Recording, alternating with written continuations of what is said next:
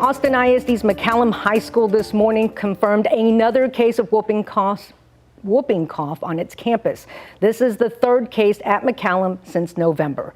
The principal says the school is working closely with public health officials to ensure the safety and well-being of students, staff, and families.